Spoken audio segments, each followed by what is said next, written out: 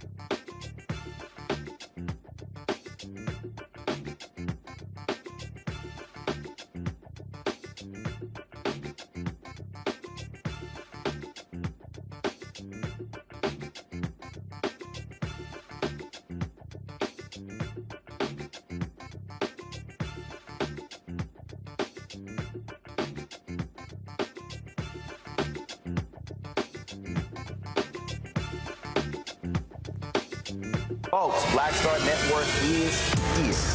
Hold no punches! I'm real revolutionary right now. Support this man, Black Media. He makes sure that our stories are told. Thank you for being the voice of Black America, Roland. Stay black. I love y'all. All momentum we have now, we have to keep this going. The video looks phenomenal. See, this difference between Black Star Network and Black-owned media and something like CNN. You can't be Black-owned media and be scared. It's time to be smart. Bring bring your eyeballs home. You dig?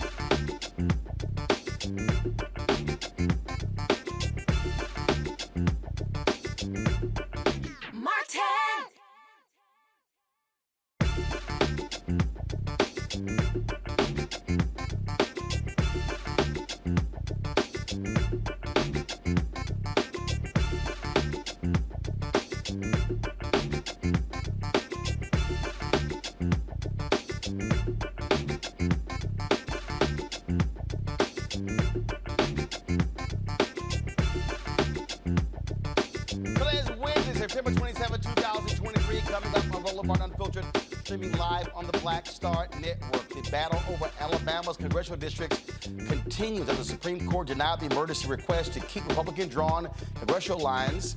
The court-appointed master proposes various options. We'll talk with the head of the NAACP Legal Defense Fund about this enormous fight. We are days away from a government shutdown if Congress cannot agree on a plan to keep it running. The Senate, they passed a bill. Now it goes to the House. Republicans say it's DOA. Folks, federal child care funding is set to expire on Saturday, leaving millions of families without child care options. We'll talk with the president and CEO of the Children's Defense Fund to find out what is happening there. Plus, a Pennsylvania judge dismisses the murder charges against a former cop who shot a motorist within seconds of confronting him. It is time to bring the funk.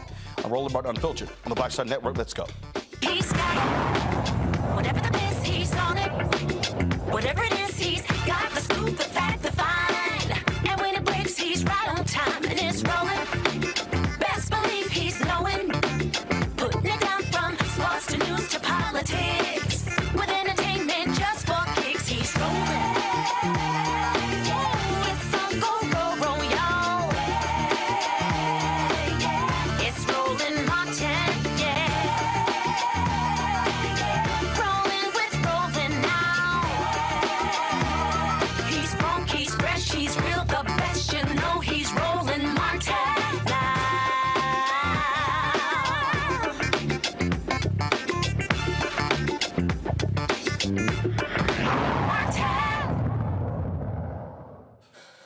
White Republicans in Alabama are really upset today, y'all, because they lost and the Supreme Court refused to hear their emergency request. They, of course, drew congressional lines, left them the same, even after the Supreme Court and lower court said you got to redraw them because you were screwing over black voters. Well, then the Attorney General of Alabama releases, frankly, one of the most racist letters I've ever seen, where he really is angry and upset and said, blame it on the leftists. It's them. They're the reason why these things are happening, even though a right-wing Supreme Court refused to hear the case. Joining me now is the President and Director-Counsel of the Legal Defense Fund, NAACP Legal Defense Fund, Janai Nelson. Glad to have you here. So, Janai, so here's a question people ask me. Is this actually over? Meaning, is Alabama now going to get a second black congressional district, or are these people going to try to figure out some other way to get the Supreme Court to rule? It is almost over, Roland. We still have a hearing next week where we will look at the maps that the special master proposed on Monday.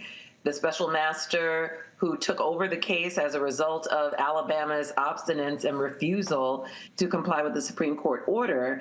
the special master has now given us 3 different options, each of which can help Black voters elect a candidate of their choice. There you go. You got the maps right up.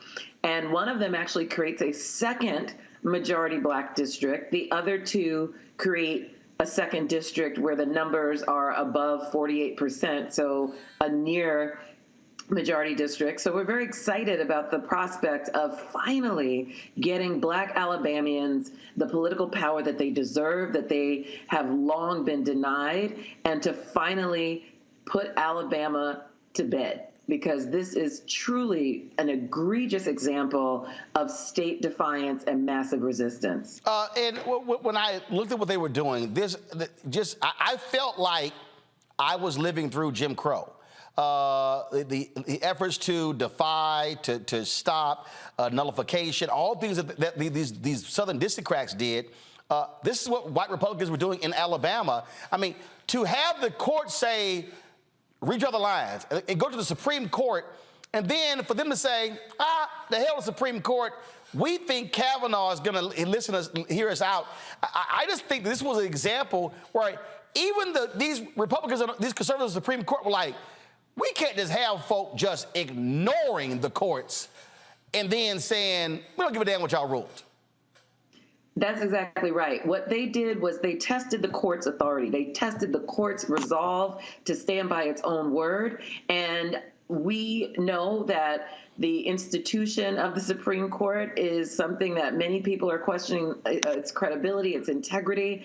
If it had done anything different in this case, it would have been a death blow to any possible belief that they are acting as independent, objective actors, which is what the expectation is for Supreme Court justices. I'm extremely pleased that they did not rehear this case, that they did not grant Alabama's motion to stay the proceedings, meaning that they would leave these discriminatory maps in place for yet another important election cycle.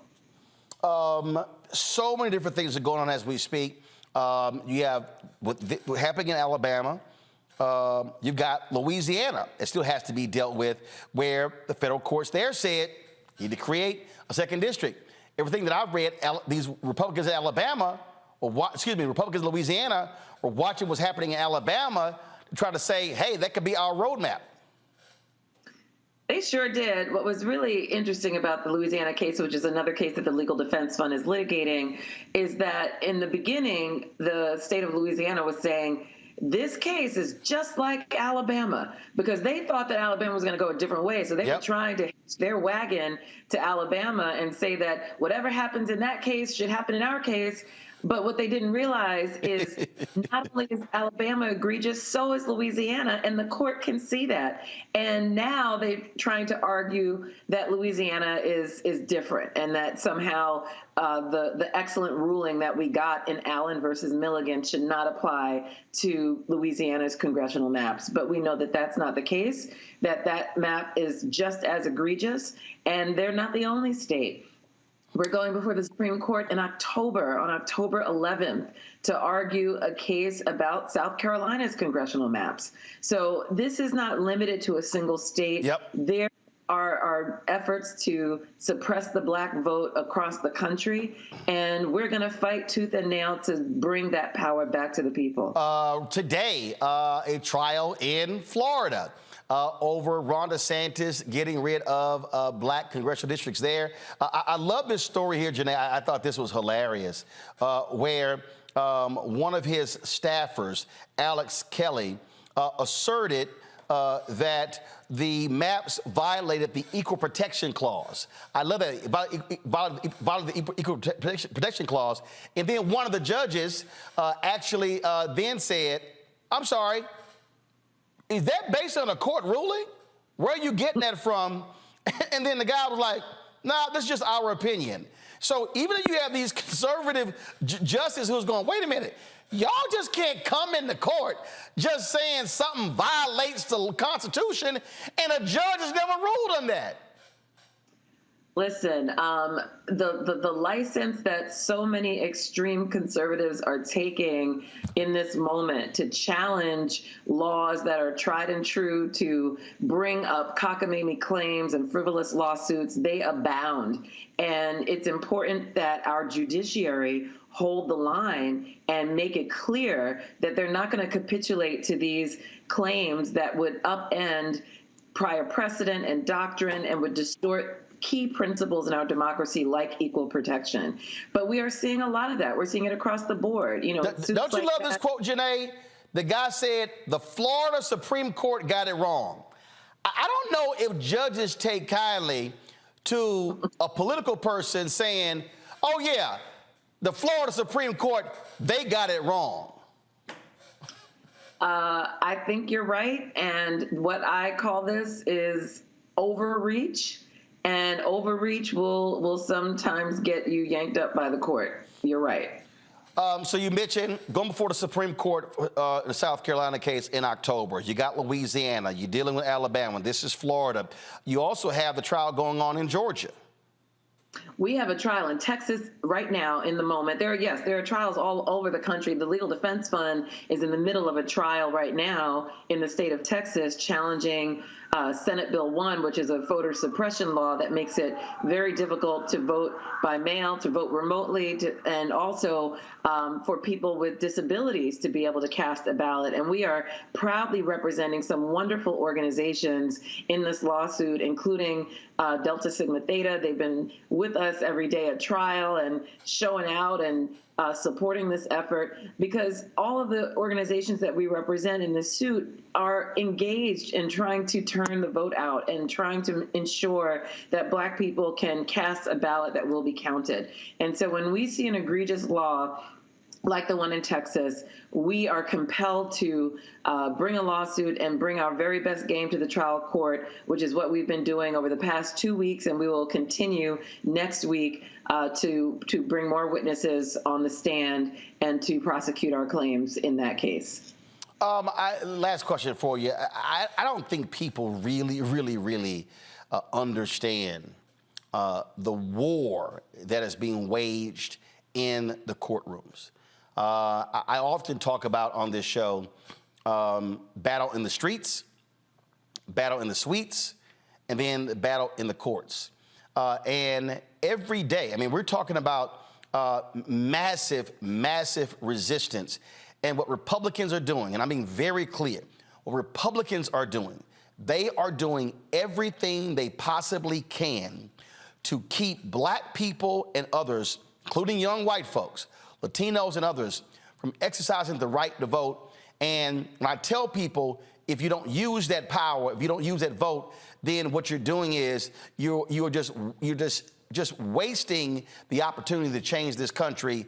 Y'all are literally in a war, a well-funded war. You're not wrong, Roland. Absolutely. And for us, you know, we are nonpartisan, so we don't care who's coming for the Black vote. If you try to suppress our vote, if you try to wrest our political power away, you will be met with the full force of the law, and we will hold you to account. There's no question about it. And right now, there are many states that are engaged in gerrymandering, racial discrimination in terms of voter suppression, mis and disinformation, every possible tactic you can imagine to deny Black people and other marginalized communities their currency to change this democracy.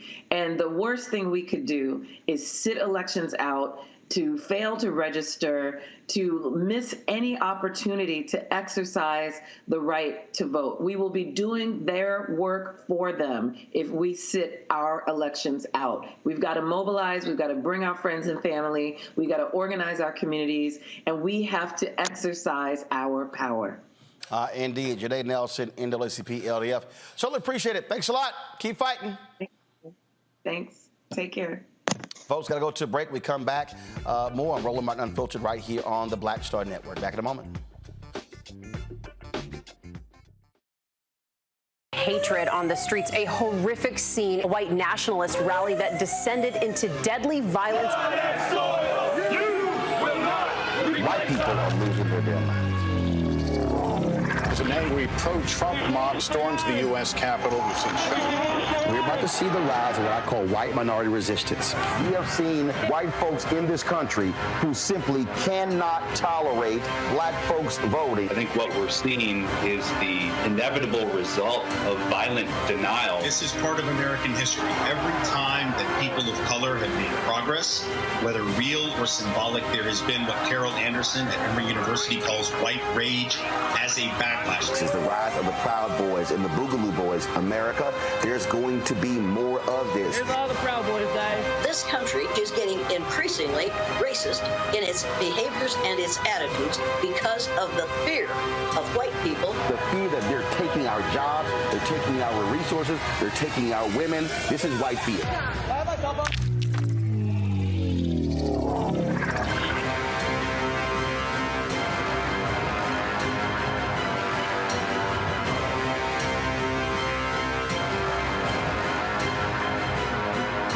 On a next, A Balanced Life with me, Dr. Jackie. Staying balanced is tough enough with the normal day-to-day stuff going on. But what happens when we get the unexpected? It may come crashing down through a bad diagnosis for either you or a loved one. My son, he actually was diagnosed with non-Hodgkin's lymphoma, and it came out of a very challenging time in my life. I had a lot going on with starting a new business. How to cope and even stay balanced when even the walls are crashing in. That's on a next A Balanced Life with me, Dr. Jackie, here at Black Star Network.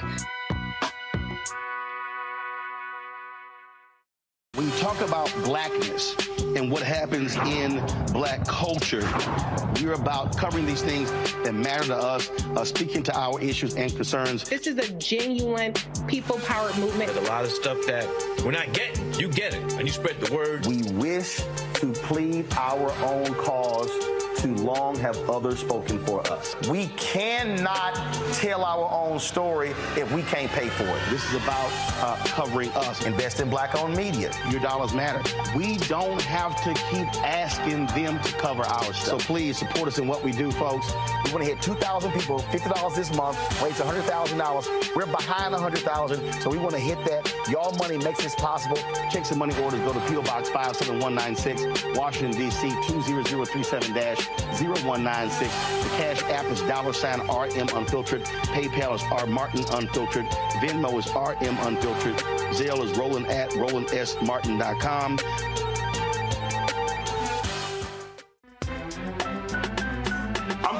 Muhammad, live from LA. And this is The Culture. The Culture is a two-way conversation. You and me. We talk about the stories, politics, the good, the bad, and the downright ugly. So join our community every day at 3 p.m. Eastern and let your voice be heard. Hey, we're all in this together. So let's talk about it and see what kind of trouble we can get into. It's The Culture, weekdays at 3, only on the Black Star Network. Hey, it's John Murray, the executive producer of the new Sherry Shepherd Talk Show. This is your boy, Earthquake. And you're tuned in to Roland Martin Unfiltered.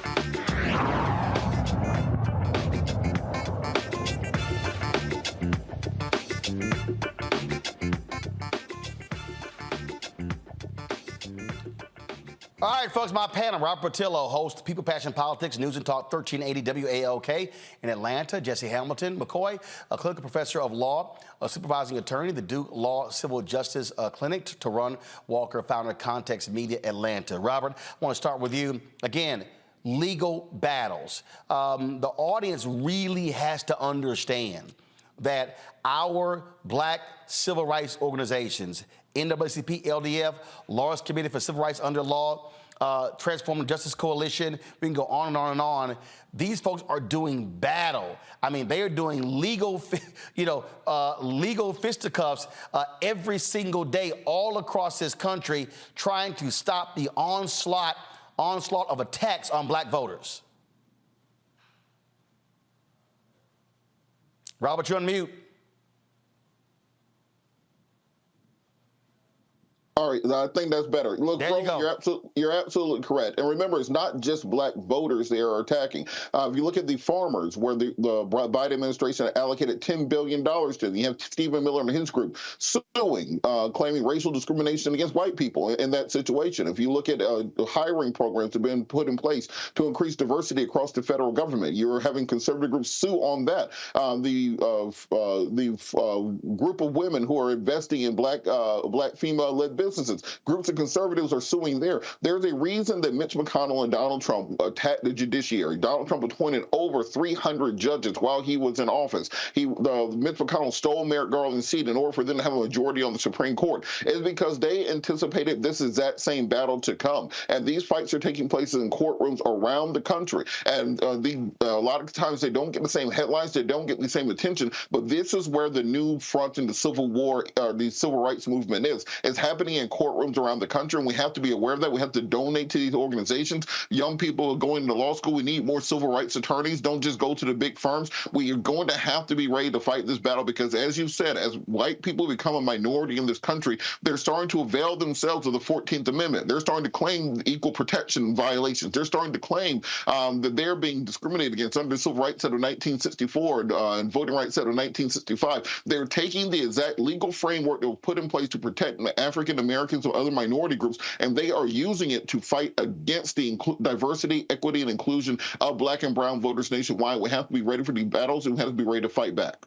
You know, Jesse, the thing here, when I say it well-funded, I mean, look, when you have this white conservative, former leader of the Fairless Society, Leonard Leo, where this billionaire literally gives him $1.6 billion to use any way he wants to, that's serious. That's a serious amount of money to be going up against, and they are deploying that money all over this country.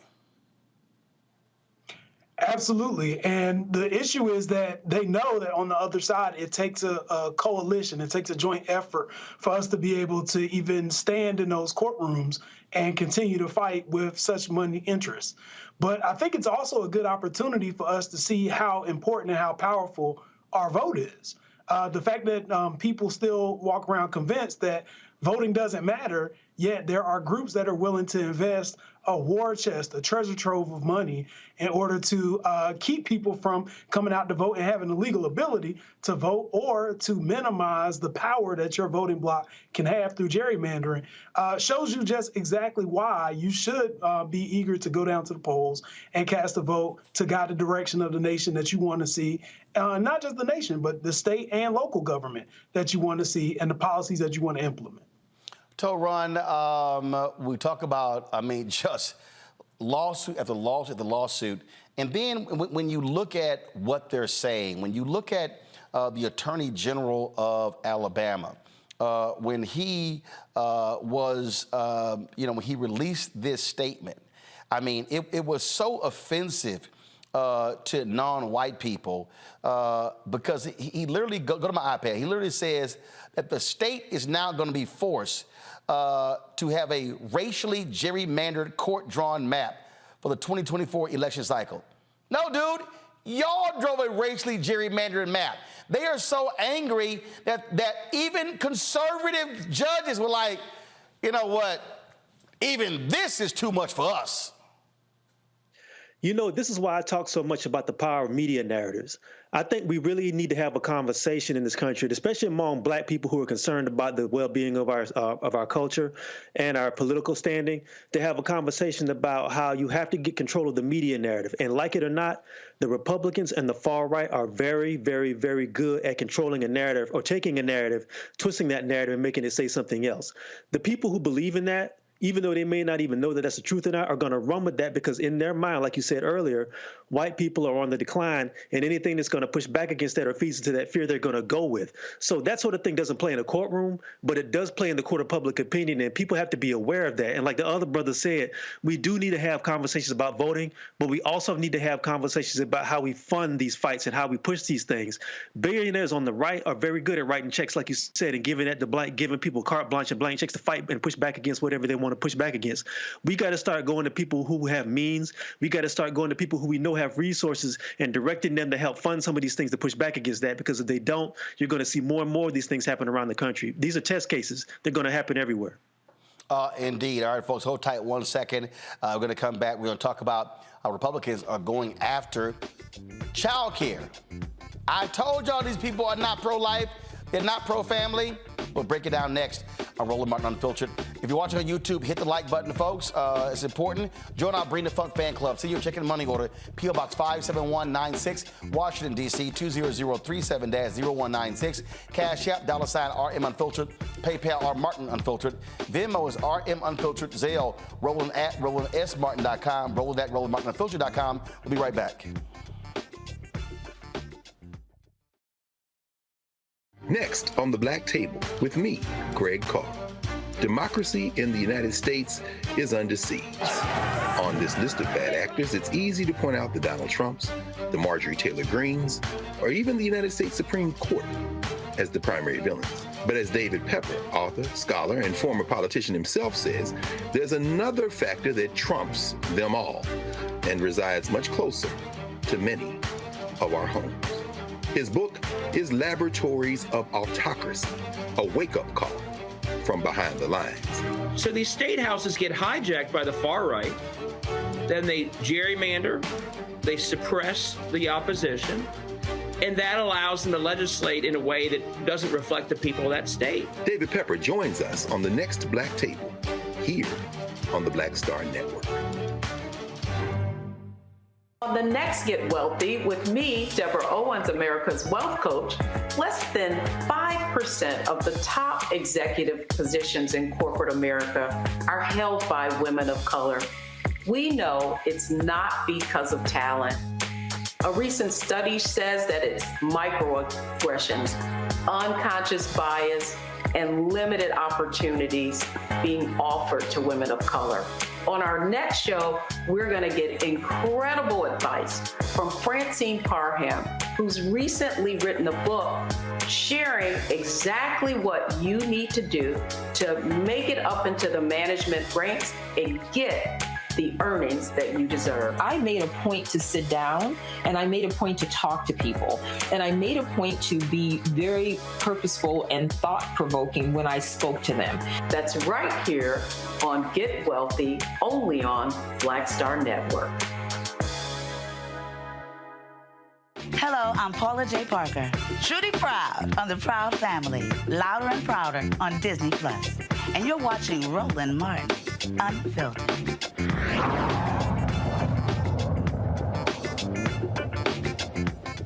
On Saturday, 3.2 million children will lose care because the funding for the 70,000 child care programs is set to expire. Those monies came from the emergency child care funding as part of the American Rescue Plan Act that helped improve workers' compensation and cover expenses, including rent and the cost of personal protective equipment. So what happens next week to families who depend on those funds? Joining me now from D.C. is Reverend Dr.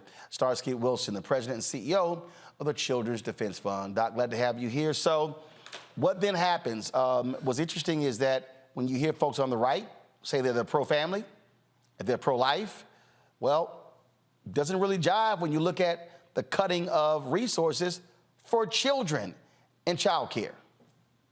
Yeah. Thanks for having us on. Thanks for shining a light on this issue, Roland. You're right. It doesn't come through when you say you're pro-family to impact 3.2 million kids who are going to lose their child care spots, 70,000 child care programs that are going to be impacted by this. So what's going to happen next week if we don't get congressional action is families will be scrambling to make sure that they take care of their children, a reordering, a reshuffling of households, and parents having to make decisions about whether they actually can stay in the workforce. One of the things we've seen in the context of the return from the pandemic is we've seen a narrowing of the gaps between women who carry a disproportionate burden of child care in the home, being able to return to the workforce, to be able to close pay gaps with men because of this kind of support making child care affordable. So there'll be difficult decisions that have to be made in families and households. But those who are Republicans who, frankly, who may not care as much about these families based upon some of their policy decisions, may care about the impact on the economy, because we're going to see about 9 billion impact from those parents who have to leave the workforce or reduce their hours from them not having these child care supports. So this is a critical crisis for our economy. And this is one of those things that, again, I remember when Bill Clinton signed the new welfare bill, and when you listen to him, when you listen to Republicans talk about folks need to get out there and get to work, it's a lot of people would love to work, but they literally cannot afford child care because of low wages. And if I have a choice where I could go on, I can get welfare, I can get assistance, and to care for my child versus taking a job and I can't get them get the child taken care of, then what am I supposed to do? That's what drives me crazy the most in these conversations. Folk literally don't sit down and say, okay, over here you're bringing home $900 a month, and over here the child care is $1,500 a month. Yeah, you're right. I mean, the math ain't mathing, right? So it costs, by most estimates, about $11,700 a year for childcare. Those are the estimates for those of us who are taking care of children in America for an individual child. So you begin to reduce that from a lot of folks' paychecks, including, frankly, those people who are taking care of our children. The average childcare worker in America makes less than $15 an hour. So we've got razor-thin margins in the childcare centers. We've got folks who are working there not able to take care of their own kids in the same way. And when the average American is trying to make decisions about whether they can afford to work, engage in the self-fulfillment that comes from the dignity of work outside the home and in the home, they're making that decision based upon economies where childcare is just not affordable. And the reality of this support going away is that the folks who are running these childcare centers are going to have to make decisions about whether they can continue to provide the kind of subsidies and scholarships that parents have come to enjoy over the course of the last few years, or whether they're going to have to raise prices, thus making a challenging circumstance and challenging decision for parents to make even more difficult when the price of childcare goes up. What's the possibility of the money being restored? Well, it's looking really challenging. There are congressional leaders like Suzanne Bonamici from Oregon, Bernie Sanders, and others who are trying to drive this, Patty Murray in the Senate trying to drive this. But with the conversations about a potential government shutdown, this is getting tied up. So there has been 2 weeks ago a Child Care Stabilization Act bill was presented. There were attempts and continue to be attempts to attach this to the supplemental spending bill. But with the pressures, particularly in the House, to reduce government spending overall by 8%, there's still a lack of alignment on government spending overall. So this is tied up. When people are having a conversation about a potential government shutdown, they should be mindful that we're also talking about raising prices for child care, talking about the crisis for child care and families having to make this decision, and frankly, compounding this by tying up things like the Health and Human Services Department, which won't be able to issue support for Head Start. So that'll impact another 10,000 young people. So the chances seem slim right now.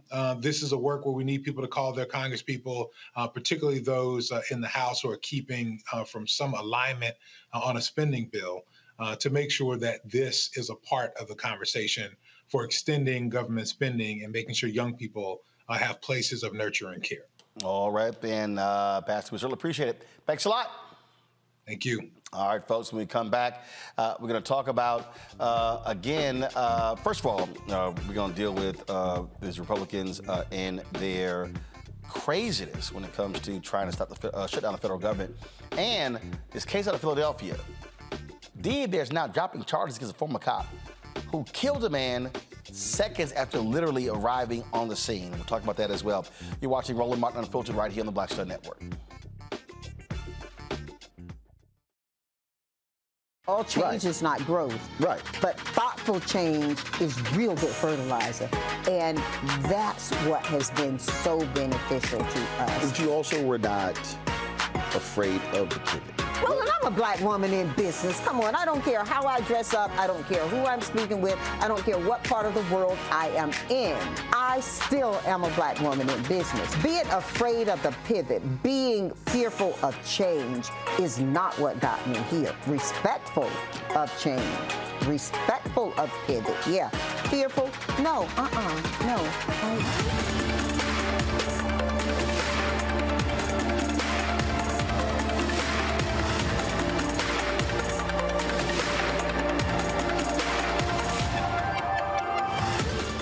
Hatred on the streets, a horrific scene, a white nationalist rally that descended into deadly violence.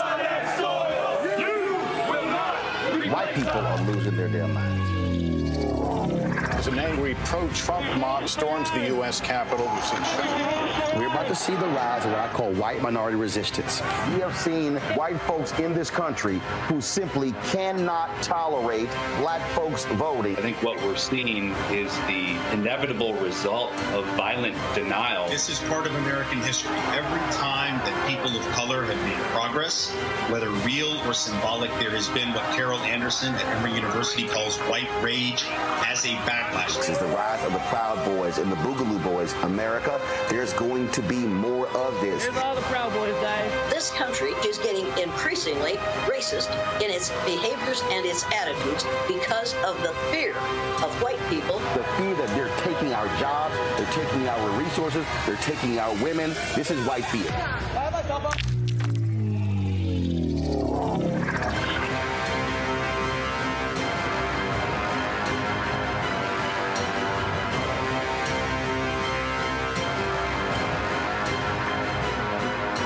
Hi, I am Tommy Davidson. I play Oscar on Proud Family, Louder and Prouder. I don't play Sammy, but I could.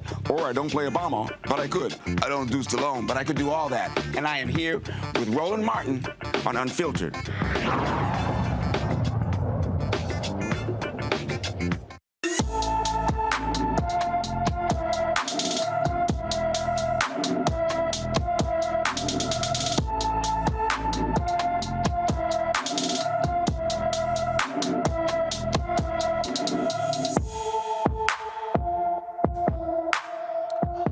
Take a good look at Jordan Groves. He's a missing endangered person who walked away from his Philadelphia home on September 22nd and has not been seen since. The 31-year-old is 5 feet 7 inches tall, weighs 140 pounds with black hair and brown eyes. Jordan was last seen wearing a red shirt, gray shorts, and gray Adidas shoes. Anyone with information about Jordan is urged to call the Philadelphia Northwest Detective Division at 215-686-3353, 215-686-3353.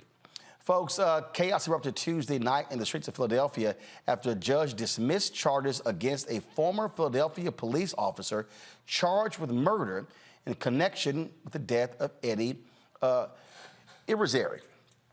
Judge Wendy Pugh concluded during the preliminary hearing that the case against Mark Dial lacked evidence to allow the case to move forward. The DA's office has refiled the criminal complaint against Dial on all charges. Dial was charged with murder, voluntary manslaughter, aggravated assault, possessing an instrument of crime, simple assault, reckless endangerment of another person, and official oppression in this August 14th shooting of Eddie Irizarry. Dial and his partner say Eddie was driving erratically. Come on, guys, roll the video. They followed the vehicle for several blocks before approaching the driver, who turned the wrong way down a one-way street and stopped. Dial and his partner stopped their cruiser in the middle of the road, immediately drawing and pointing their guns at Eddie's parked car as they exited. The officers commanded him to put his hands up. They say he had a knife when he was fatally shot at point-blank range. You know, we broke this video down, Jesse, and I tell you, it was shocking. But for this judge to make this decision, it's crazy. They claimed initially that, we saw a gun. They didn't. Then the lawyer for Mark Dial said, you can clearly hear on the video They say gun. No, they didn't. They didn't. And he had a knife in a car with the windows rolled up. How was that a direct threat to this cop? Well, I think it's clear that it wasn't. And I believe that initially they also said that he was outside of the vehicle, and we see on the video that's not true either. To me, it just sounds like the same story that we've been hearing over and over since the beginning of time, where officers are going to make up whatever they want to believe. I guess they forget that there's still cameras, and they're going to try to feed off of a narrative that they were afraid for their life, something had happened, and it resulted in them having to use deadly force, when clearly in this situation, there was no need for deadly force, and it's on their own body cams. We also have to only imagine what the victim in this case was going through when you see random officers hop out of a car and pull out their guns before they even come to your window, ask for ID, tell you anything about what they're stopping you for. Your life is already in jeopardy by the time that encounter starts. Taran? You know, I've said this before and I'll say it again because it's still true. If you are a black man, if you are black in general, your skin is your weapon. When you're dealing with a system that sees your black body as a weapon and sees you as a potential threat, you're always going to be carrying a deadly weapon. And this guy right here was a Latino. You know, I mean, even with that though, you know, anything that looks browner than a white hand is going to be seen as a threat. What's sad about that is we've seen police time and time again. I mean, we know the story of how they treat people in these situations, but the thing is we've seen them react nonviolently or be very understanding when there's a mad dog in the street, whether it's a pit bull, whether it's a white person wielding a weapon, swinging it at the police, or having an actual automatic weapon or fully armed. A lot of police, they see white skin and they know how to move in those situations. Whenever they see anything that's brown or black, they automatically get on the defense and they get on the alert. What's sad about this is, unfortunately, there's a system in place that allows these men to make up whatever story they want to make up, and the system will back them with that. And this is really just a manifestation of that we see time and time again. And again, until there's financial consequences to these actions, until there are legal consequences to these actions, you're going to keep seeing this sort of thing repeated over and over and over. Nothing moves in society except money, and until you start making people pay for that financially with these situations, this is going to continue, unfortunately. Robert? Look, Kyle Rittenhouse murdered 2 people in a big crowded area. He then walked towards police with an AR-15 on his back and went home. Police didn't shoot him, they didn't surround him, they didn't attack him or accost him. He just went home after that.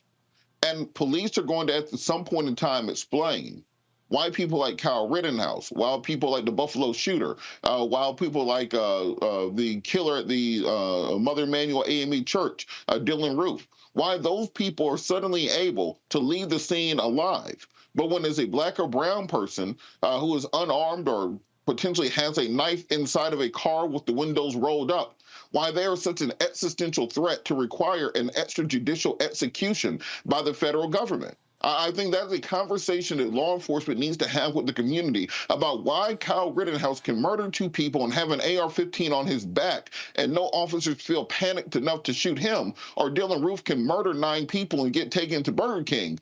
But yet and still, if a Latino boy or a black man has a knife or is unarmed, they see that as so much of a threat that they have to make the fight or flight decision to murder that individual. This is a conversation that America's not ready to have. And this will put an extra emphasis into Congress going into this election year. We've been talking about passing comprehensive criminal justice reform and police reform for decades now. We had the entire George Floyd summer of 2023. We had promises made to communities that we would pass comprehensive police reform and criminal justice reform. It has not happened yet. You've got a dozen Republicans running on that side of the aisle. Force them to have a conversation about what they will do about this issue. Force your congresspeople and your senators to explain why they have not made this a top priority. I saw on conservative media, they spent so much time last night talking about the protests last night, talking about people who decided to start looting during the protests last night. But what they didn't talk about is what caused that. And what caused it is a legislative failing in this country that still allows the extrajudicial execution of individuals with no consequences or repercussions, and a legislative system that refuses to address it. Until it is addressed, we will continue seeing this happen. Folks, I got to play this for y'all because I just saw this and it was just way too much fun. So, you know, these Republicans have been out here talking about, you know, going after Hunter Biden and Joe Biden. And one of these people is Jason Smith, Republican from Missouri. And so that was a news conference where he was bringing things up. And so this NBC reporter began to then question him on his timeline. And if you want to see what happens when you just sort of ask a basic question, and all you're looking for is a basic answer, and they can't give you a basic answer, then all they do is act a fool. Watch this. Mistaken, August 7th, 2020, Bill Barr was the Attorney General and Donald Trump was the president. So explain to me where the two-tiered system of justice comes into play. And then the WhatsApp message you have, I believe, is dated June 6, 2017. Joe Biden is not vice president or even a candidate for president at that time. So where is the direct connection to some sort of criminal malfeasance within these two pieces of evidence? Well, I think the facts speak for themselves. There's over 700 pages of examples of where people should be very concerned. When you're talking about what was your first question? It doesn't matter who's in the White House. We need to make sure that the Department of Justice works for all people and doesn't treat those who are politically connected or wealthy much differently. You suggested that Joe Biden being the president now is unfairly treating Donald Trump in his indictments? What I'm talking about is the 700 pages that we have before us, which is all the information that came from the IRS whistleblowers. Can you explain the timing then of the August 6th WhatsApp message? Why is that evidence of some wrongdoing? I'm not an expert on the timeline. I would love to have President Biden and his family to tell us about all the timelines if he's through. Not the president or the vice president at that time, where's the wrongdoing? He wasn't even a candidate for president at that time. He was a candidate. In August 6th. So apparently, what source are you with? I'm with NBC. So apparently you'll never believe us. I'm not going to believe it. I'm asking you a very direct question. You presented a piece of evidence that you say came on August 6, 2017, that demonstrates that Joe Biden was using political influence to help his son.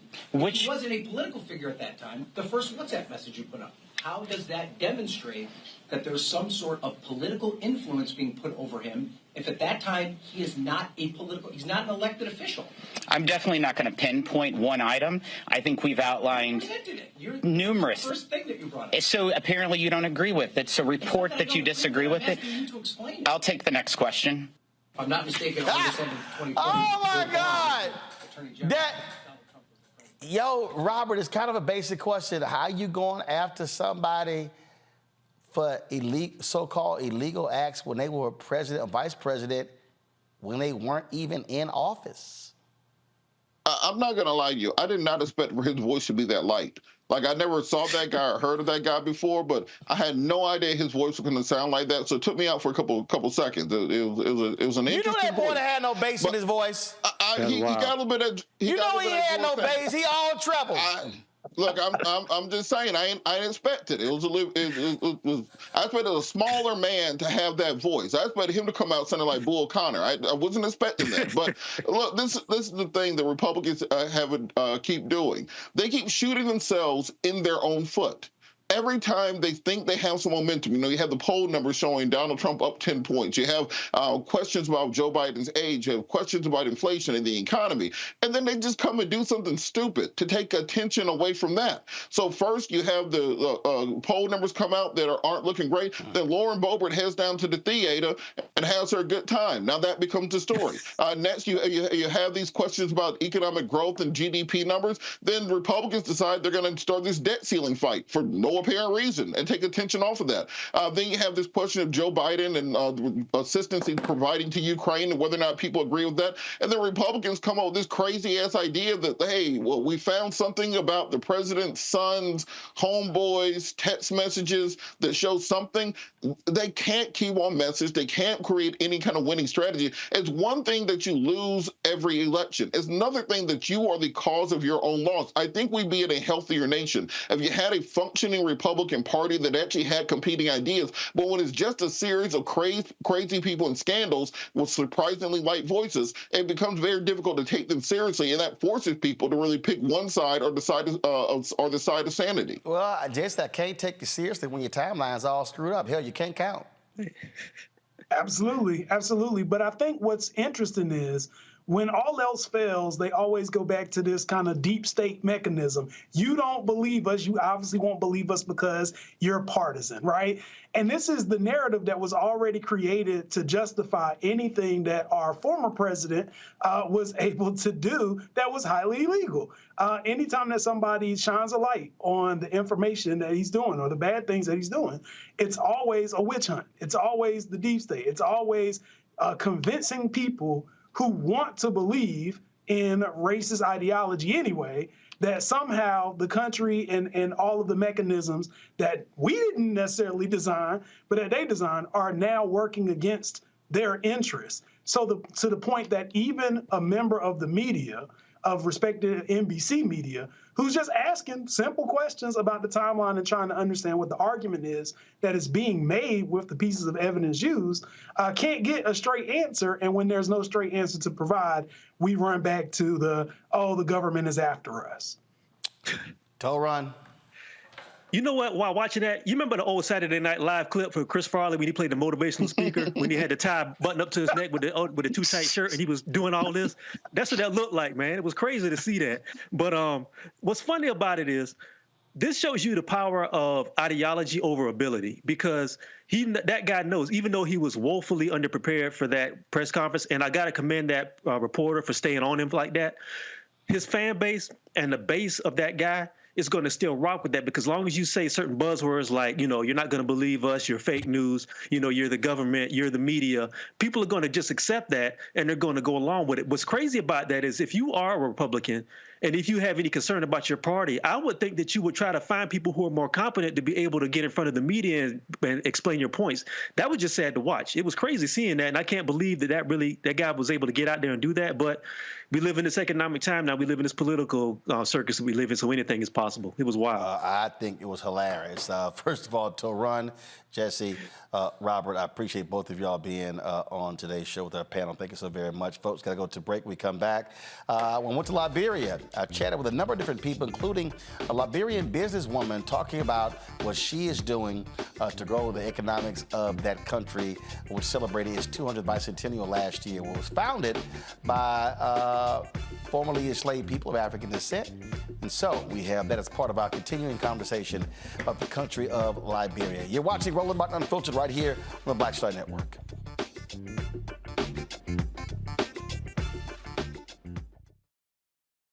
When you talk about blackness and what happens in black culture, we're about covering these things that matter to us, speaking to our issues and concerns. This is a genuine people-powered movement. There's a lot of stuff that we're not getting. You get it, and you spread the word. We wish to plead our own cause.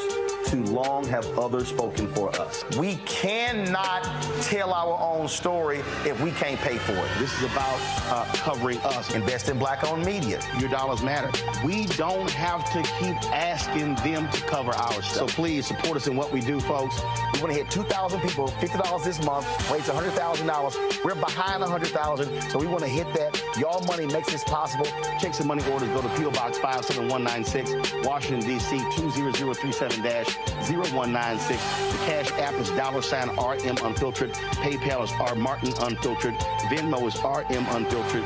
Zelle is Roland at RolandSMartin.com. Next on The Frequency with me, Dee Barnes, the amazing Drew Dixon. She gives us the details behind the HBO documentary that shed light on the alleged sexual assaults by Russell Simmons. And we're talking about the Netflix documentary, Ladies First, right here on The Frequency on the Black Star Network.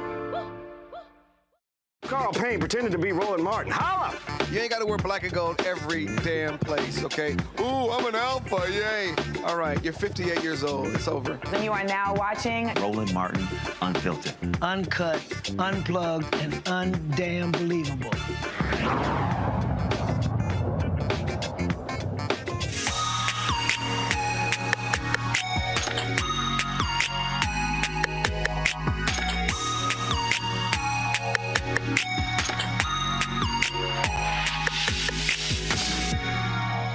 folks, we're here in Liberia, of course, celebrating the 200th bicentennial of this country. And we've been having different conversations during our visit. And so I want to talk about economics, and not from the government perspective, but also from the private sector, from the business perspective. And so we had the VIP dinner on our first night. Ran across this sister who was a CEO, and I said, well, look, I said, let's chat. And then I went to her LinkedIn, and I swear she got about 15 businesses. And I said, what's going on here? I said, it has to be a great conversation. And so Rima Fawaz said, sure, I would love to sit down and chat with you. Come on out to my facility, one of her many different ones, and that's where we are right now. And so let's have this conversation. How you doing? I'm very good, thank you. And you? I'm doing great. So, Virtue Companies, I'm pronouncing correct? Virtue Group of Companies.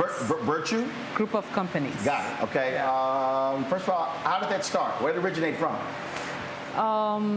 It started 8 years ago when I came back from Lebanon and decided to relocate to Liberia. Started off by opening a restaurant, a continental restaurant. And after a year of running that, diversified into construction. Okay. And then on and on. So it was a restaurant. Yes. Then it was a construction company. Right. Then what else? Then we got into mining. We did artisanal mining. And then after, we decided to go into agriculture while doing the mining. And then decided to also open a foundation. Because, everything came handy. Being in the rural area, doing farming and mining, then you see that you need to help more. And then new ideas comes up, and decided to do a foundation. So you said you moved from Lebanon, but you're Liberian. Yes, but I with the war, we all moved different places. During 2003, I moved from Liberia to the Ivory Coast, then Lebanon, and where I stayed for like 6 years and decided to relocate back home. Yeah. So we'll talk about the business. I'm going to come back to that. But give us a sense of what was life like in Liberia pre-Civil War? Well, I was very little when the war took place. So most times when I'm asked the question, where did you grow up, I get confused because I was very young, and then we had to run to the nearby country, Guinea, and the Ivory Coast, but Guinea first, where I stayed like 3-4 years with my mom, and then moved to back to Liberia and got married, and then I had to relocate to Lebanon because there was a little bit of conflict going on. There was not really perfect stability at the time, so I had to go back. And then came back in 2006. And so because the war took what, 15 years? Yeah. So it ended probably a couple of years before you came back. Right. And so when I came back, there was a little bit of stability, and then we thought everything was okay. Then 2003, something happened, so it was like on and off. It was not like the real war before, but it was not stable. So then I went through my divorce and moved to Ghana, where I established my first business. But before that, Liberia was not what it is now. After coming back after the war, it was really bad. But you had massive destruction. Massive, bad roads. Thousands who died as well. Yes. And so you literally had this crown jewel of Africa that was destroyed in many ways and had to be reconstructed. Right. And so when we had the first stable government, elected government, which is Ellen Johnson Sirleaf, which was Ellen Johnson Sirleaf, there was a lot of changes that took place comparing to when I came back in 2006 from Ghana. because I came first, 2006, and tested the waters, thought I could stay. I actually moved all of my business here, and then realized that I could not even drive like 10 miles per hour. And I was so frustrated. I was like, no, I have to go back, take my kids out of here, go to the neighboring Ivory Coast, maybe learn a little bit of French, then I can come back when things are much better, which I did. So I left and came back, and much, much better. You know, roads are good now. I can speed because I'm a fast driver. You know, and going to my mom's village used to take weeks, sometimes months. Really? Yes. Now it takes me 3 hours. Whoa, so I can go and come back. Now it takes 3 hours. Yes. It used to take weeks or months? Weeks or months. See, that's the thing that when look, I've been gone twice. First time here in Liberia, but I've had conversations with other African leaders, and that's the thing that so many people take for granted. People talk about, you know, restaurants or this, that, and the other, but things as basic as roads, that changes cities and counties, that changes countries. For many Americans, look, they were born, their roads are already there, but there was a time when you had rural America, you didn't have roads and bridges, and all of a sudden you were pretty much cut off from the rest of the country. Right. So road connectivity, like you just stated, is very, very, very essential. I wouldn't have ventured into everything that I'm doing now if there was no road connectivity. Of course, we still need more. We need so much more done, but I'm the kind of person that try to appreciate the little good in everything, because it's important, because you always have to build on that. Right. And you can do it, one person cannot do it all. So, and development is continuity. So we're hoping, and we see that there's even more going on with our new government. We see other developments going on, and movement is much smoother. Yes. I mean, as a business owner, the reality is those are things that you need in order to grow business. You talked about the village where you grew up, where it used to take weeks and months, now it's 3 hours. Right. You mentioned all the different businesses with agriculture. What are y'all growing? And is that happening in the village where you grew up? Yes, it's happening in the village.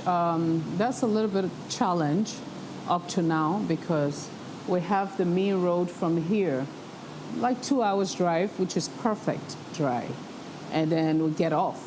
And when getting off, then that's where the real, deal is. So when it's dry weather, you're fine. Yeah. When it's rain, even with dry weather right now this year is scary. Wow. Yeah, but it's still manageable.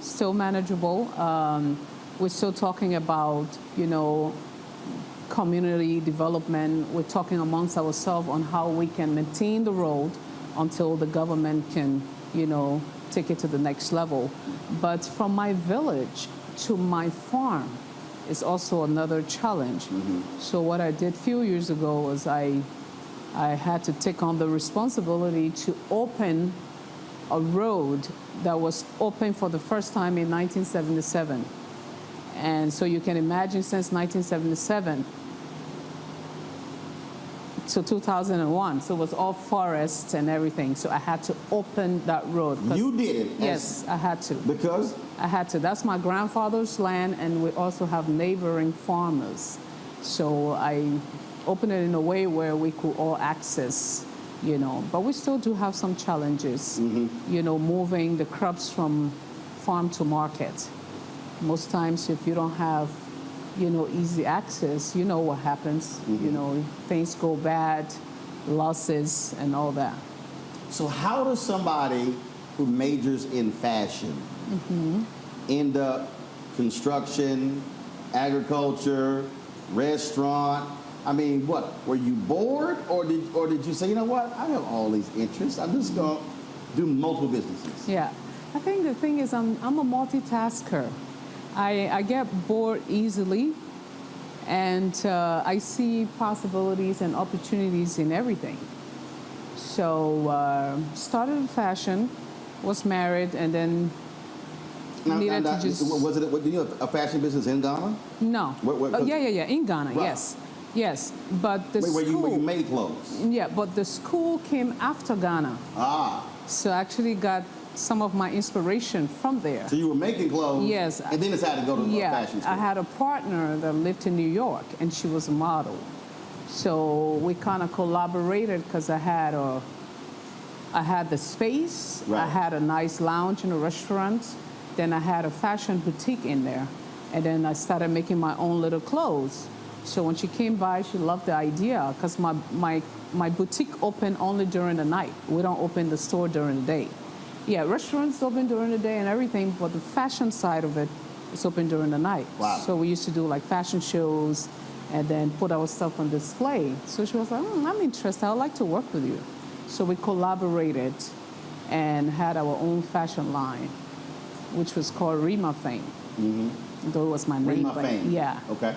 So that's how we called it. Now, do you still make clothes? Yes, but occasionally, not at the level that I want to take it later, because it's my passion. So you want to go back to expanding that part of your enterprise? Yes, that's going to be the fun part of it. Yeah, where you can come from the bush and from the farm, and then get into another building and just be a different person, beautiful, nice in different clothing, and just show the difference in between there, that you can enjoy both life. What is the condition? What is the situation here for business owners, for entrepreneurs? Are you getting the kind of growth that you expected? Are you seeing people excited about starting their own ventures and building them up? And then what kind of assistance is the government giving? Okay. First of all, let me start with the last question. So far, no assistance from the government. I'm not complaining, but there's no assistance from the government since I started my business. But with my personal business that I've started 8 years ago, at this point in time, my expectations was not what it is right now. Because when I started... Meaning, were they bigger or smaller? No, they were bigger. They were better. They were moving. I mean, there was prospect. You had hope that, okay, there's stability in my country now, development's going on. Now we have a younger, government coming in play. So, it can only get better, And then, so we started since 2012 in Liberia, and that was like the growing stage for us. So in 2018, I thought, okay, I'm not there yet, but I can now sit and observe a little bit and see what I've worked on, see how that is going to play out. Right. And then COVID came. So COVID came, we had all of this open. So you were moving. Yeah. You had this upward trajectory. Yeah. Multiple businesses are going fine. And just like, look, 41% of black businesses went out of business during COVID. Right. COVID hits and... Bang. Yeah, so that's what happened. I think you can see from the building when you entered. But this building was actually constructed for maybe a future university or a hospital, just lease out the stores to different multiple businesses. But because of COVID and everything else that's going on, we had to just be creative. So when did you acquire this building? I built it from scratch. You built it from scratch? Yes. And so when you say it was supposed to be for school? Yeah, I built it not to run it like what I'm doing now. I built it hoping that maybe somebody can take it and turn it into a nice university. Right. Or a hospital or an office building, Yeah, but we built it from scratch. This construction started from scratch. And then when you move in, then what did you put? So this was a open restaurant No, it was an empty land. And then I decided in 2014 to start something, like a structure, because with construction, the projects don't come consistently. And in Liberia, you can't just do one business because sustainability is it's a little, so you have to do something to kind of support the other businesses. So when I noticed construction... So you got to build one business to support the other business. Well, not 100%, but you have to have that balance or something to fall back on just in case. Or as we say, you got your primary and you got a side hustle. Right. So, exactly. So the construction was my primary. And what became your side hustle?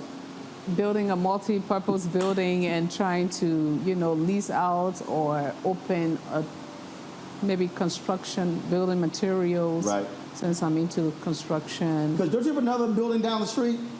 We saw a Virtue something. We saw a sign down. So this is your only building here? Yeah, this is my only building right on this part of the road. But going further up, that one I don't have a sign there. Okay.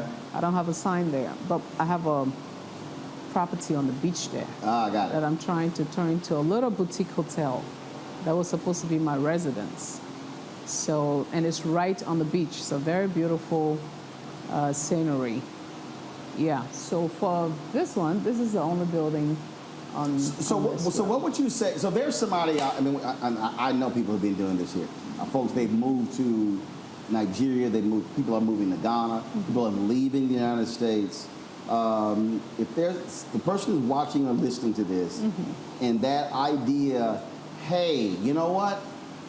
I'm thinking about moving to Liberia to open a business. What do they need to know and understand? First thing is you have to find someone on the ground with experience. And that's the mistake a lot of us make. Because when we come back, we're so excited about the opportunities. You got an idea, yeah, but it's the reality. The reality is there. You have to speak to someone like me that have had the first hands-on experience. So what you're saying is, don't come here trying to build nothing and you don't talk to Rima. Because your construction company, what do you build? I do structures, and I do maintenance of roads and, but when you say also talk to someone who's on the ground, you have to understand the dynamics of, it's like somebody may have an expectation for workers. And we were talking earlier, and you said, not necessarily what you think it's going to be. Right, like any other country. It's not only with Liberia, but, like any other country. When you come to do something, sometimes you think the unskilled workers are reasonable and they're easy to maintain, so you take them in and then you get carried away and you invest so much and only to get what you didn't pay for. So it's part of the issue in this country. You mentioned earlier how young it is, the lack of skill set. Yeah. And so skill set development is vital. It's very vital. Like I'm the chair lady for the female construction contractors in Liberia. How many here? We're like 50, 60. Maybe more, but the ones that are registered with the association. Wow. Yeah. And this is one thing that I always try to push on the table, that we need to go down to the ground level and stop thinking our job is at the office level. It's not the office thing. You have to get dirty. You could create a company, but at the end of the day, you got to have skilled workers who are handling the projects to get them done right. And that is harming us seriously, because when those things happen, the only thing you hear is Liberian construction contractors don't know their jobs. And that's not the case, because I have an eye for what I really want, and I know what I want. But you're the skilled guy. So if I tell you this is what I want, and you give me what I didn't ask for, then I'm like, and these are bricks, you can't just break them so easily because they're very expensive to build. So I tell my people at the association that I think the one way to fix this problem is to go into the fields, find the unskilled workers, and kind of work closely with them. I know trainings and, other internships and all of those things are going to be very vital to improve. So are there apprentice programs? Mm-hmm. Are there, because you talked about, hopefully this potentially being a university. Mm-hmm. So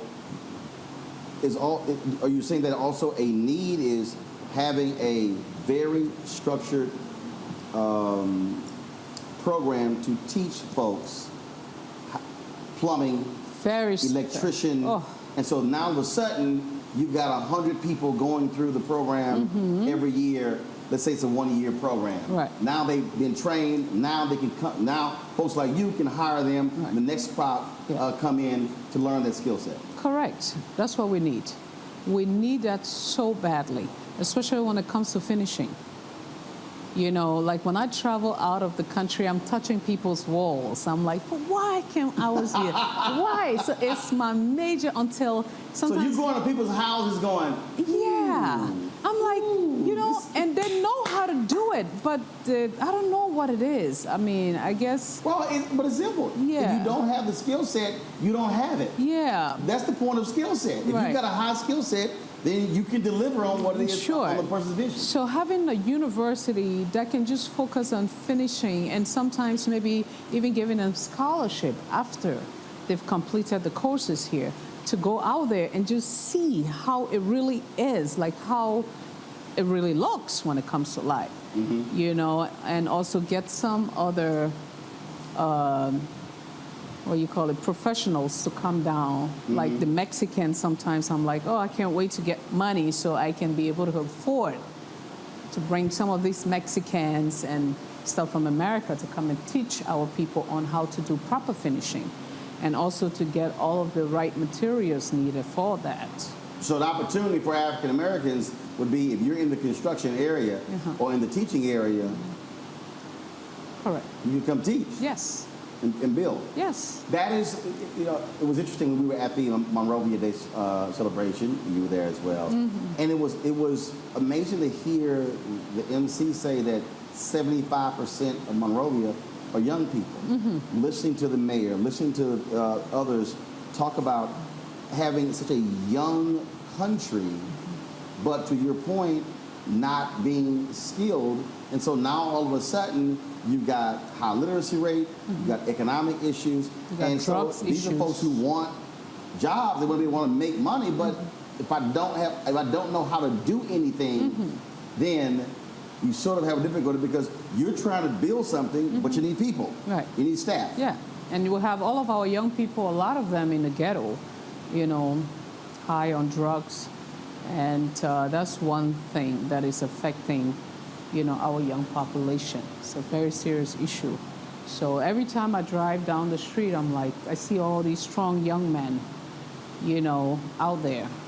So now you have more women trying to do stuff that men do, that men are supposed to be doing for them or with them, So that's one of the depressing part.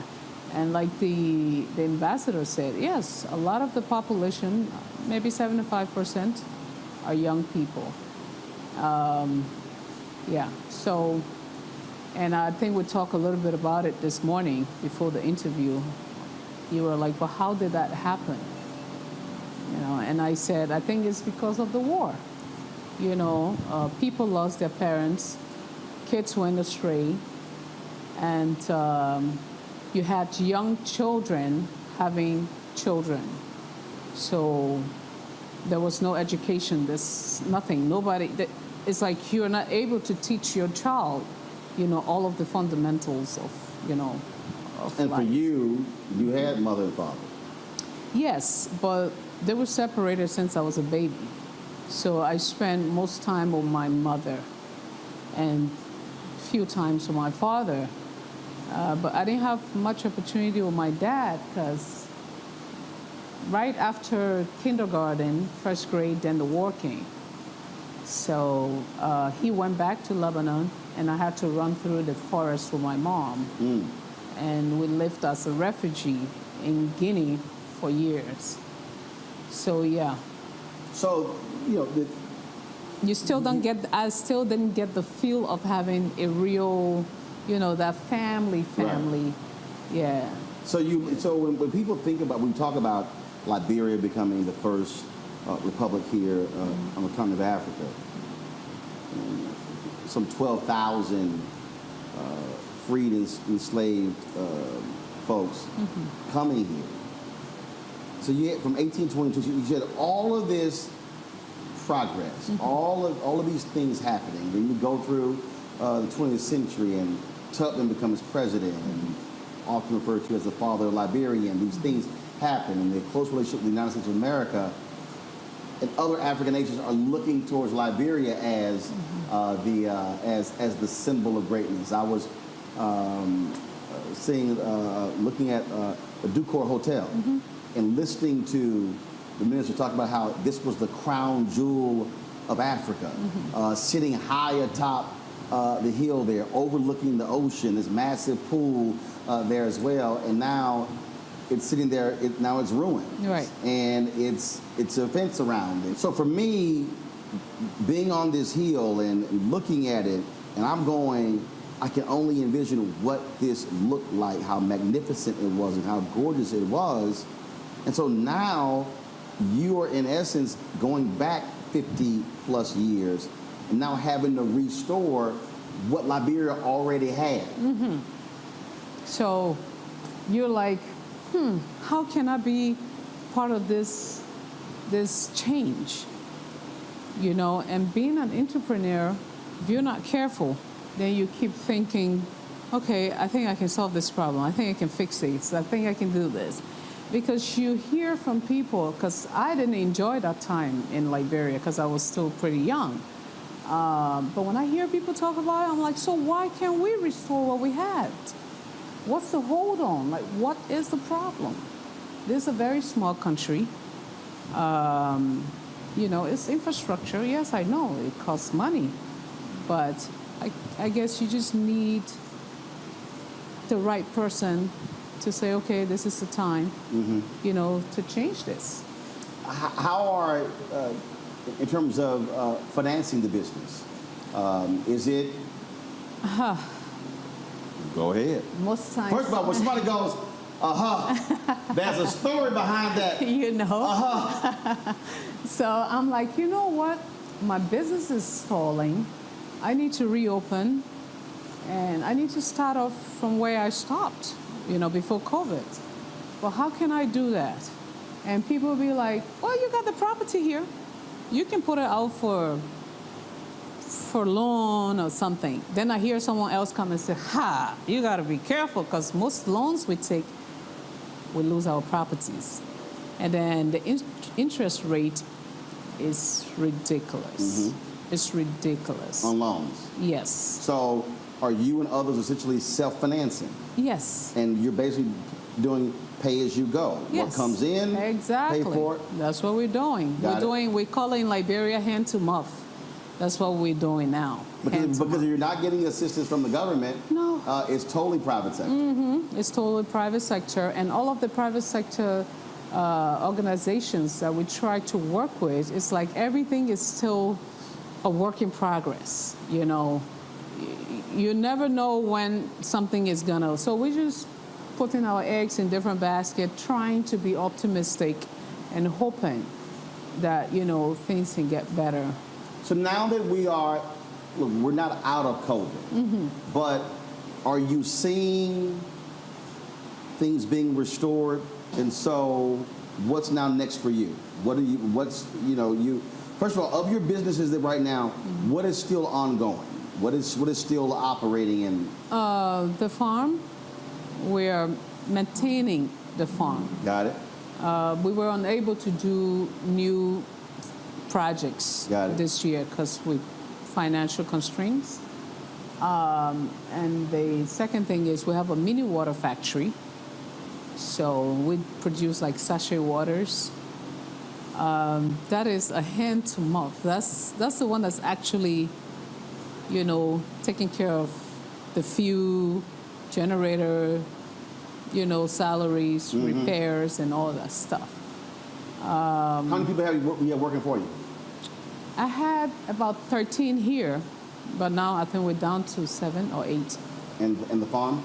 The farm, we had, you have contractors. Right. So we had like 100 contractors, and then we had 8 employees. Mm-hmm. So now we're left with 5 employees on the farm because we had to cut down everything. Right. Yeah. And then we subcontract. Gotcha. Yeah. So what do you what do you see, let's say, 5 years from now, 10 years from now, economically, what do you see?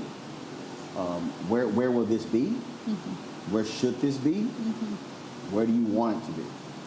Well, 5 years from now, it's unpredictable. Like, it's kind of blurry. But I'm an optimistic person. I always look into the future as, something that can get better and that will be good. It will be better. Looking at the progress that the government is making now, trying to connect roads, the little improvements that are going around, is kind of giving us a little bit of hope. But we still long for more. Of course. And we hear that there's a lot of things in the pipeline. So that is kind of hopeful when you hear those things. What do you hope comes out of this 200th bicentennial celebration and the effort to tell the Liberian story in the United States and globally? What I expect of this bicentennial, which I really look forward to, because when Ghana did theirs, I was kind of jealous in a good way. I was like, I was there. Yeah, Liberia is known to be the trendsetter in Africa because the AOU and all the other stuff. But why didn't we do this first? But then the reality hit me. Even with Ghana and all of their developments, I heard from some of the, returnees or, visitors, that there was a lot of challenges. Right. And you can imagine how developed Ghana is right now compared to Liberia. So the reality hit me, and I'm like, okay, we're not ready yet. But when I heard that this was coming up for us, I was very happy. And I think more could have been done. I think we still have time to do more. But I hope the government can focus more on connecting those touristic places, because we have beautiful places in Liberia compared to a lot of other African countries around here. Mm-hmm. So if we can focus more on tourism and road connectivity, this will make a big difference. Because when people come from overseas or from the diaspora, they get fascinated by stuff they're not used to. They don't see on a day-to-day basis. The culture, the scenery, all of that. Right. But if you can take them out of Monrovia, and really show them the beauty of this country, that could be, something else. Well, speaking of showing, now's your time to take me on this tour. Okay. So we'll go through the building and you'll explain. So I want you to show me what your vision is for this space that you've constructed. Okay, and I wish we could go to my village, like I told you, because I have a very nice football club, and I have about 130 footballers, all young people, that I take care of all by myself also. Really? Yes, and see, you should if they're in the club, you should have them on the skill side. Yeah. Have somebody teaching them carpentry and construction stuff. Yeah, so we have a tent in the village because we can't afford to construct a, building right now, but it's a huge tent. And that tent was put there to start something like that. So you have 3 kids of your own, but you got another 130 kids. Yes, I do. 130 kids plus the ones here and the employees. Yeah, so. But you got a lot of mouths to feed. I know, but that's the best part of it. It makes you feel accomplished, makes you feel like you're giving back. Mm-hmm. Though it's very challenging, and sometimes you're like, but why am I doing this? I'm not, how do they call that lady? How do you call that Indian Mother Teresa? I'm not Mother Teresa, you know. But then your heart, because you're someone that they look up to as an idol. Right. They want to be like you. They, you know, you give them so much hope. So you want to tell them, yeah, it's okay. You know you're here, but you're like, it's okay. You know, you can do it. You can be better than me. You know, so then you tend to take everything and, yeah, just keep expanding. Cool.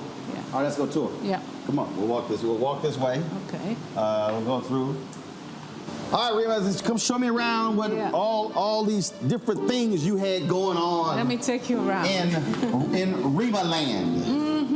Or Virtue Enterprises. Virtue Multi-Purpose Building. Okay. All right. So what was happening in here? So in here, just buying time, like I said, the initial, you know, idea was to open like a building material in here, but like upscale building materials. Like selected items, nice lightings and chandeliers and all that stuff. But due to COVID, we couldn't, so we had to, you know, do something else just to keep the building going. So we had a very nice pool room set up here. Very, very nice. Used to be really good before COVID. Now, you said before COVID, this joint was packed. Yeah, I used to have like 350 people come here. And sometimes I have to bring my living room chair and put it out there. You had to go to your house and bring some extra chairs? Yes. You know, the kids, the parents, and, you know, we had everything going, and it was really good. So that was my office right there, so I'm able to observe and walk through. And so I built it having two things in mind, that I could run the businesses in here by myself or maybe lease to stores. So if I'm going to run it by myself, then I need to have access to all the stores. So I decided to put doors, you know, in between. So the doors that go all the way down? They go all the way down. Okay. So my office is here. I can come out here, monitor this, monitor whatever, and then walk through and then come back to my office. So basically, this was like your my walkway, my private walkway. Or your hideaway. My hideaway. Yeah, so you all behind the scenes. So everybody's over there, and I'm like observing without you knowing that I'm there. Okay. Yes. All right, then. All right, so we're talking about, so how many total businesses are there on this floor? Five different stores. So we have the VIP pool room set up here, and then we have the bar, the restaurant. And next door we have... And you open, what, 5 days a week, 6, 7 days a week? 7 days, literally. Wow. Yeah. And then this was the cafe. So this is cafe. So what were you doing? What were you doing in here? We sold ice cream. You know, we had like a little pastry place, popcorn, juices. You know, so this was the kids' favorite room. Really? So yeah, so kids would come in here and then be so busy, but it was really a nice experience. We had like TV on the wall, so they come in and they can watch like, you know, cartoons. At the same time, we had chairs all here, so parents can sit out there, have their drink, and the kids are in here safe. And so basically, if you brought the whole family here, so if mom and dad want to go eat at the bar, they're over there. Right. If one of them want to go play pool, they're over there. And then with the kids, they got their own space over here, so everybody has their own spot. Right. And then the kids sometimes go out there. We have like those mini cars, so the kids go out there and then have a ride around, have fun with some of the, you know, employees, you know, and just to distract them from their parents so that they enjoy. Well, in many ways, this was truly a multi-family, multi-purpose facility. Right. And I always got the question like, this place is so nice. We're having fun. You know, we don't want to go back to town. Can you create something upstairs, like a nice, you know, resting place and blah, blah, blah. So I was like, okay. So I started thinking about, you know, transforming the last 2 floors into apartments or a hotel. Okay. You know, so that is still in the pipeline. That's something I'm still looking at because with the location it had, that has a lot. So your so your first floor was really where you had things going on with development. Yeah. You hadn't developed second and third floor. No, the second floor was just sometimes we use the space for what do you call it, weddings and occasions. Okay. Yeah. So let's go to the next spot. this was the kid spot. Yeah, the this kid was parlor. the kid spot. Okay, all right. Storage step there. All right, so we're going. All right. Okay, so in here we had a mini mart. We had like American products. Ah. Yeah, like, you know, all the nice lotions and makeups, you know, food. So rice wasn't in here? No, rice wasn't in here. Oh, that's just for now. Yeah, right. Rice was next door. Okay. Yeah, all but right. we just moved it in here. Oh, so I see with the shelving and everything. Yeah, So with COVID, we lost all of the products, like everything else that was in here. Uh-huh. Yeah, because everything expired. Right. We had to shut down because businesses were not allowed to open. Uh-huh. So I had to move to my village because I couldn't bear sitting here and Right. seeing the business close. So I moved to my village for 7 months. And when we came back, everything was messed up. Yeah, so we had to just clean the whole place. So this was a market. Yes, this was a market, like a mini store. Right. Where you come in, you can get a convenience store. Convenience store. Got it. Okay. All right. So one more next door. Yes. All right. Let's go to the final room on this floor to see what we're working with. Yeah. So this last room, right here, Okay. have a story. Oh, this has a story? Yeah. All right. I want to hear the story. This story is, this is where I slept on the floor. I think you can see this is where I have my TV on the wall. Uh-huh. And then I have my mattress right here. I have a little bathroom there. And these doors were closed permanently. Well, I see those are some heavy-duty doors. They are, but they were shut. It's like a bank vault door. I know. You had to do it for security. So those ones were closed, and this was where I hung my clothes until I did all of the projects in this place. Wait a minute. So when you built this, you stayed here? Yeah, I stayed here when it was not completed, like when I was still doing the upper floor in the last 20. How long did you stay here? 3 years in this room. Are you serious? Yes, I'm serious. But it was peaceful. No wonder you said there's a story in this room. Wow. So this is where I stayed and then did everything that I did in this yard. So was this the first room? So you knew you were going to stay here? Yeah, I finished this first. So you said, hold on, I'm going to basically build my apartment first. Right. While you then build the rest. Yeah. So, because most times I used to sleep in my car outside. So I'm like, okay, I'll just fix this one up because I have to do other construction. I work for the World Bank, the National Housing Authority, the GIZ. So doing those projects, you don't have time to do stuff for yourself. And that's why sometimes you don't get things the way you want because you're not on the ground. So you had a mattress on the floor? Yeah. So you didn't even bring a bed post, you just mattress on the floor? It was so comfortable. It was comfortable. I enjoyed it.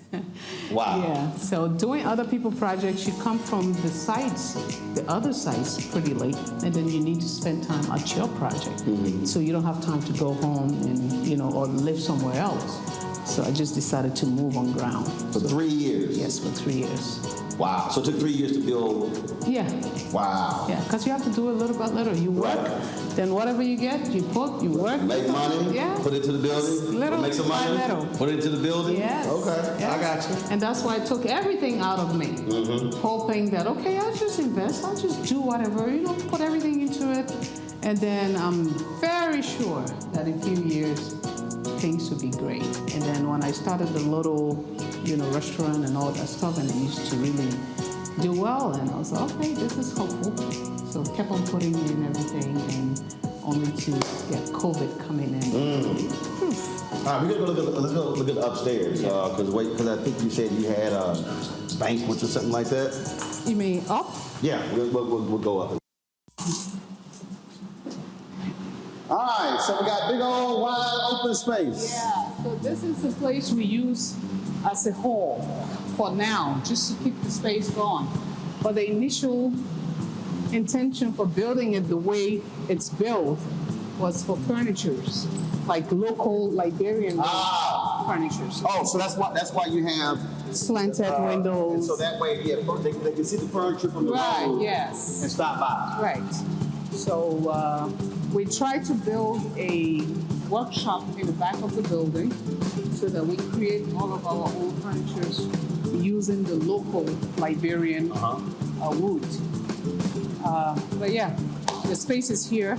Now, we didn't get to do that yet, so we use it for weddings, trainings, etc. Got it? Yeah. Got it. So you thought about that in terms of, but clearly the furniture thing, how that changed, but then you just simply said, all right, let's do something else. Yeah. So what you did, wedding receptions in here? Weddings, birthdays, parties, conferences, like little, trainings and stuff like that.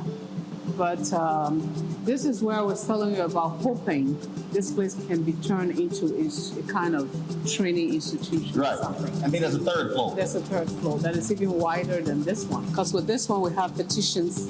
So basically offices. Yeah. So upstairs is what, one is large room? Yeah, it's just one large room. Okay. Yeah. All right. So. Yes, we go upstairs. We'll go upstairs? Yeah. All right. Then we'll go in the back. Behind, yeah. To get the water. Right. All right. Cool. Yeah.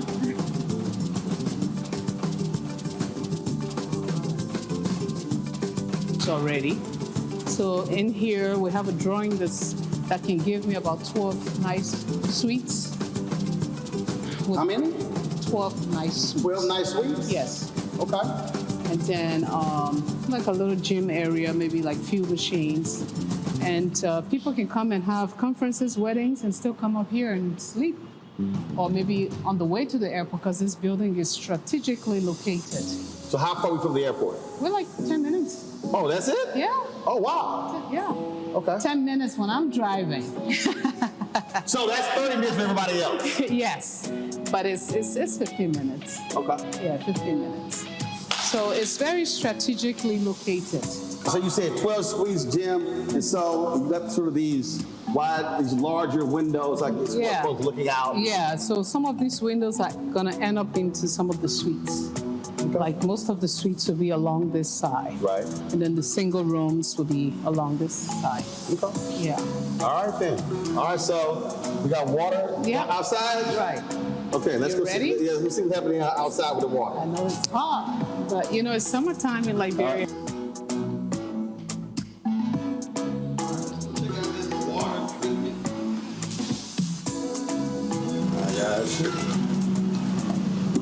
Don't worry about it. It hit my head. I'm good. I'm good. Don't worry about it. Oh, I got a hard head. Don't worry about it. All right. All right, here we go. All right. So this is the backyard. This the back? Yeah, this is the backyard. Yeah, to the multi-purpose building. And in here, we have our boys' quarters and the generator room. Then we have our borehole over there for the water factory. Okay. And so what are you producing? We're producing the sachet water. Okay. Yeah. Got it. Yeah. And then there. And you're bottling yourselves? Or what? It's not bottles yet. We're doing the sachets. Ah, got It's it. like plastic. What's that hole? Yeah, like those plastic waters. So this is your son's project? Yeah. All right, that's your son right there? Yes. All right, cool, Doc. What's your name? All right, then. So she tells me this is your pet project. Yes. All right, so tell us about it. We have a sachet mineral water factory behind there. We produce the sachet water which we distribute in the local community. Okay. How many do you do? 600 per day right now. Wow. Okay. And when did you start? Late last year. Yeah, that's when we really started to. So I tell you, look, if your mama's an entrepreneur, you kind of got no choice but to do something. Yeah. Yeah. So this was your idea. So what? You came to her, and so tell me how that happened, and what was her reaction when it was your idea? Initially I noticed that there was a lack of safe drinking water here, so I brought it up to her, and she definitely was interested, and she started to implement, and we started putting ideas together. And then we managed to get one machine and then one truck. So that's what we've been on. So you have, so when you say, okay, so walk me through what is happening here. I see all these pipes and everything. So what's going on? So what's happening is this is a borehole, which is where we get the water from. So that's the water source. Right. And then there's a submersible pump in the borehole, which pumps the water through these pipes into the poly tanks. So then from the poly tank, it's then transported straight into the machine, which makes the water. Got it. So that's going straight into the factory. And then it passes through all the filters. So at the end there. Okay, where's the end?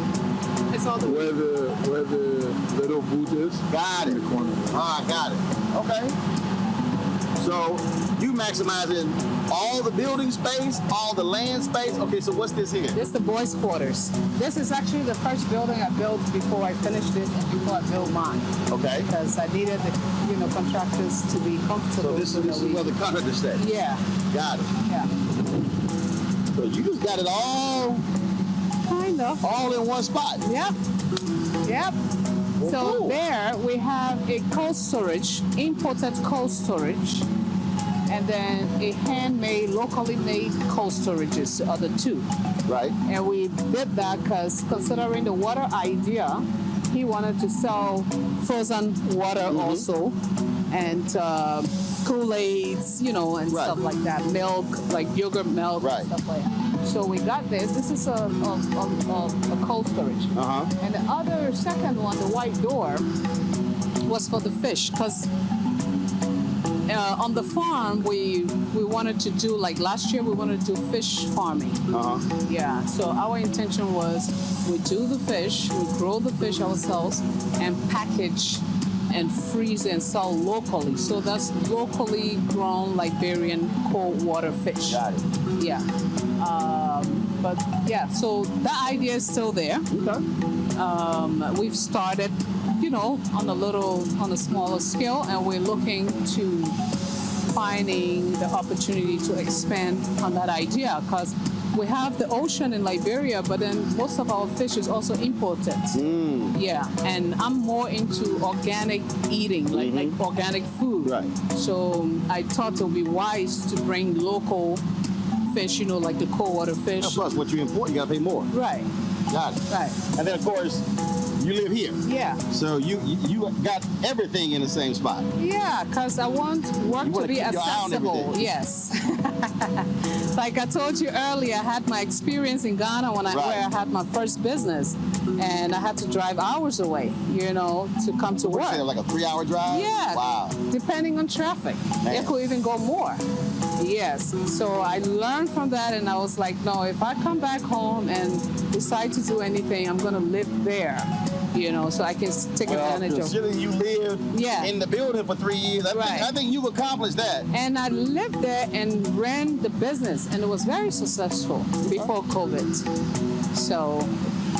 Well, hopefully you will get back to things on and popping as it was before COVID. Yeah, but I wish we can bring a better idea and, have partners come on board so we take the idea to another level. Because I would like to see a hotel expanded behind here, like all the way in the air, and then this whole front building can just be a reception area. All right, well, you never know. You never know who's watching and listening to this. Right. So that might happen. Yeah. All right, so it's real loud over here.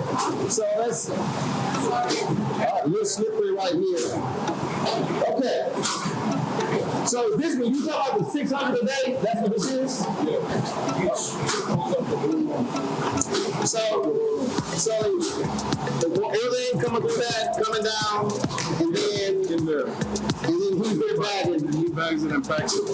And then once it comes out of here, then you load it with the truck. On the truck. Okay. Very massive warehouse. This was the place where we were supposed to do the workshop. So this building goes all the way in the back. Wow. So now Mustafa is hoping when he can afford to upgrade the factory, he's going to expand into this space.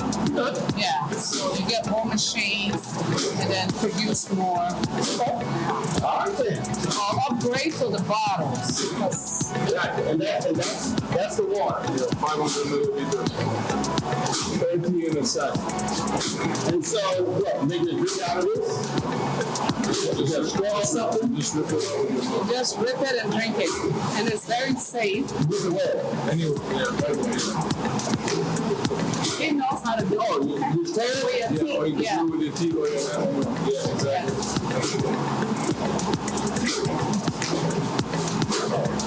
That's it. They're like a Capri Sun in Liberia.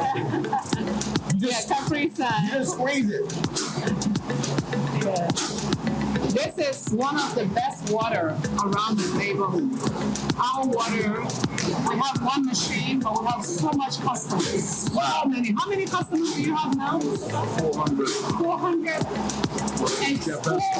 Excluding the ones that I have connection to, which is 130 customers on my phone. And they beg every day. And like, there's a lot of this factory around. Right. But we pay attention a lot to how our water is being processed. Do you taste anything funny? No. Tastes fine. Yeah.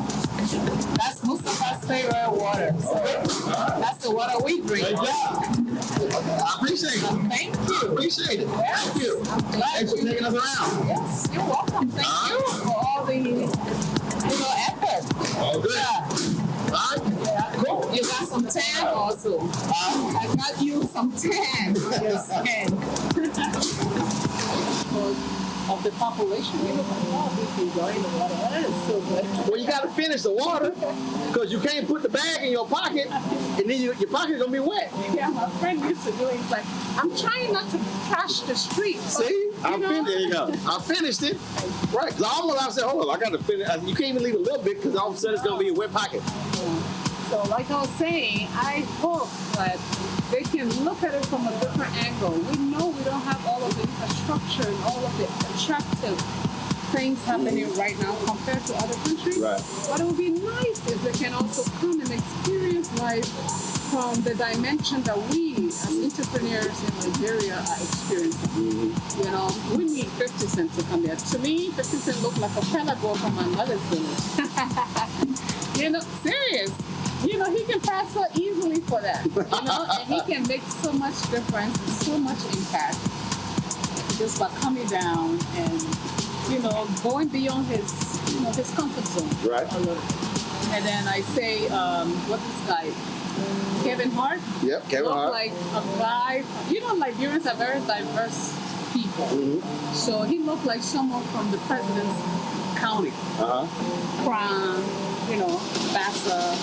And then I say P. Diddy looks like a mono boy from Limba. I'm serious. That's how I see them. And I think... So which county am I from? You are from Lofa.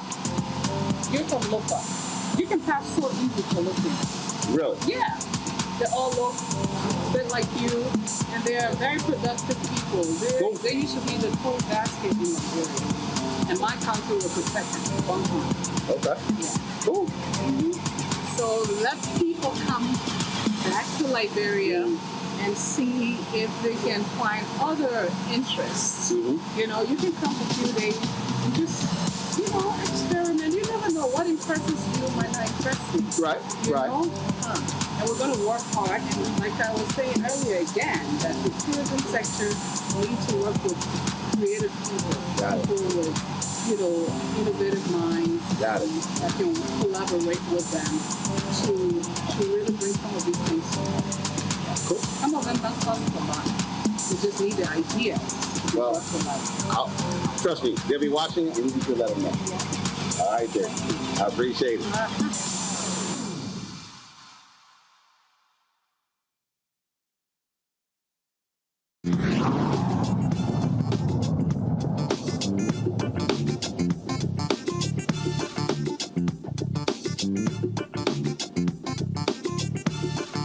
Black Star Network is here.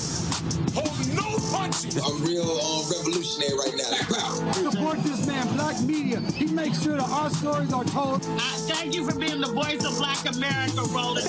I love y'all. All momentum we have now, we have to keep this going. The video looks phenomenal. See, there's a difference between Black Star Network and Black-owned media and something like CNN. You can't be Black-owned media and be scared. It's time to be smart.